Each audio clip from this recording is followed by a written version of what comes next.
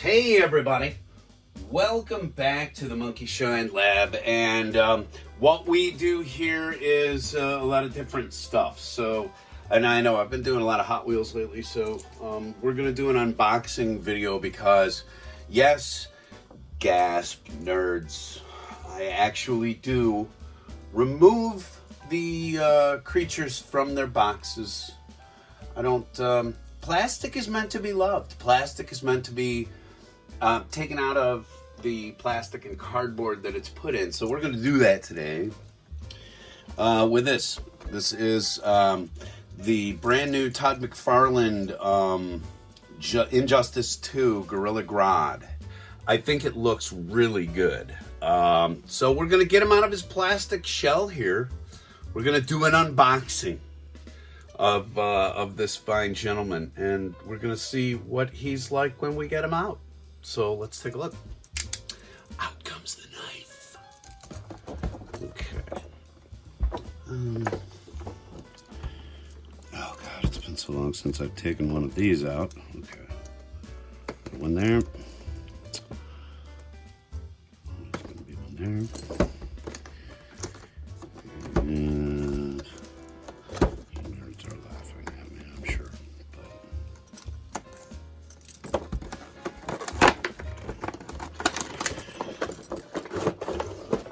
Going to slide him out, and there is your must-have tray shot. And then inside the box, which we will, here's something brilliant, okay? These boxes, actually, if you're not going to keep them, they break down pretty easily. The plastic is non-recyclable. It's garbage plastic, but you can harvest all of the cardboard by just removing the plastic from it, and they do a really good job of making it so that you can just peel this crap out. Okay, so always do that. Remove your plastic, recycle your cardboard, and or you can cut it up. I will take this picture off the back, obviously, and I will put it up somewhere in my office here because it's like really kick-ass, but it's not artwork this time. It's actually a picture of the figure, which I don't know. They should have just given me some actual artwork. But anyway, I like it. There goes the box. In the box, also, as with all McFarlane and DC characters, you get a collector's card, which also will get stapled to the wall, I assume, to cover up the horde paint in my office. And you get an action stand, which, with a character this size, is going to be absolutely useless. Okay, well, another thing, I've been standing here. Here, kids, do as I say, not as I do. I have been standing here waving this thing around with the point out for the last 4.5 minutes. People, always close your knife. Always close your knife when you are done with it.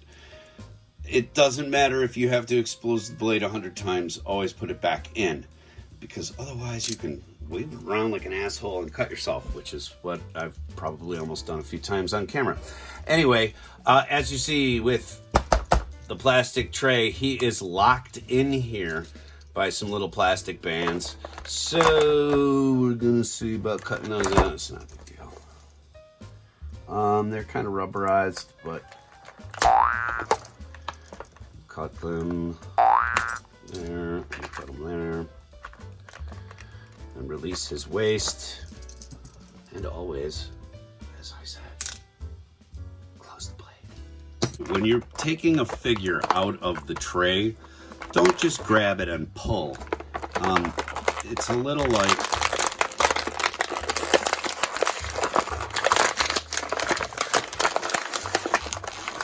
because otherwise, sometimes they have a cape piece. Gorilla Grodd doesn't have a cape, but sometimes they have a cape piece, and they always stick it through that and then down the back, and it just. So I nearly ripped the cape off of Superman, but that's another story. I hate Superman. But anyway, okay. So here we have this bad boy out of his cage. I'm going to fold his feet down so that you can actually see him. Got it out of the box now, and it doesn't come with any extras. There are no extras, but the detailing is wonderful. What you see here, you got the gold armor. You've got these awesome killer. I mean, that's intimidating. And if we put a little bit of a wash on here too, all this detail is really going to jump out even more. Sometimes I'll do that to a figure. Sometimes I will finish it, or otherwise customize it.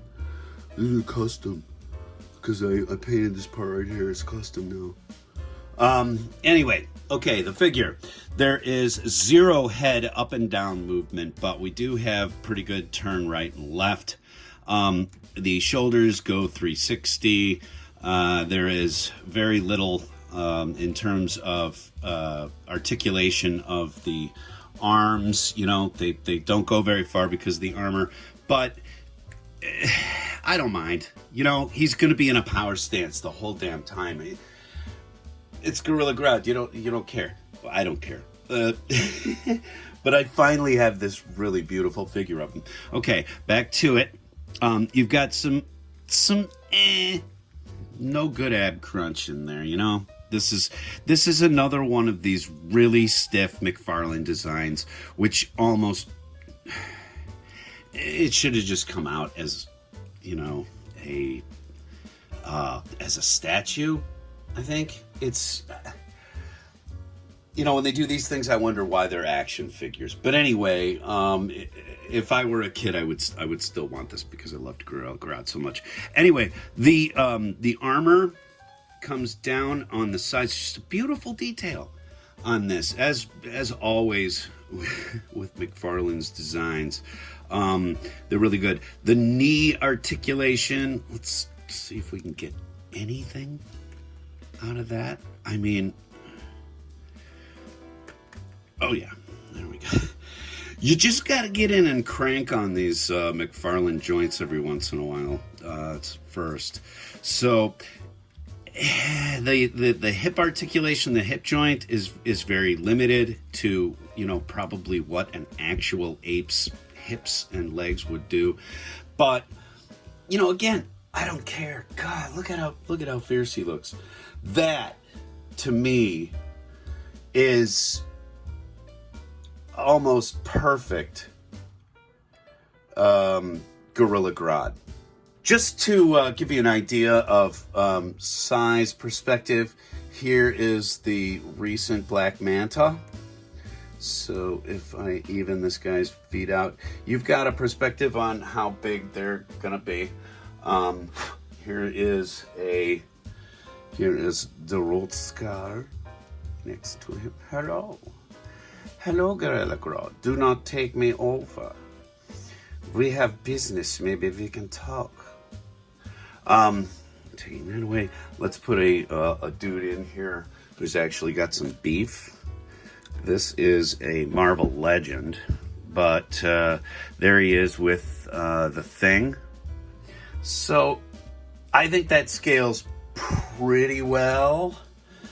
I think they'd look fine on the shelf together. I think that they, God knows they're both powerful presents. So anyway, I love these big ass beefy action figures. They didn't make them like this when I was a kid. They didn't have this kind of detail. I mean, if you got a gorilla, the head was done like the character or whatever, and then they had like a snap fit clothing jumper that they put on them, and underneath it was always like some otherwise used set torso and hips and stuff like that. I mean, the original Planet of the Apes figures, I remember when I had them, if you took Cornelius's clothes off, which, yeah, you could, and I did, and when I'm talking about it now, it sounds weird, but it was the 1970s, we were experimenting. Anyway, you know, when I got those figures as a kid, there's no way that they even began to approach it. And the thing here is actually the guy who got me back into being so voracious about action figures, about toys and crap in general. So this is my gateway drug right here, and this is and this is where we're at now. Scored this up in Portland, and I paid $20 for it. So that's what it's worth retail. I would not pay a dime over it. This is not a character that I would necessarily go, oh, that's the figure. But then I don't do that with any toys.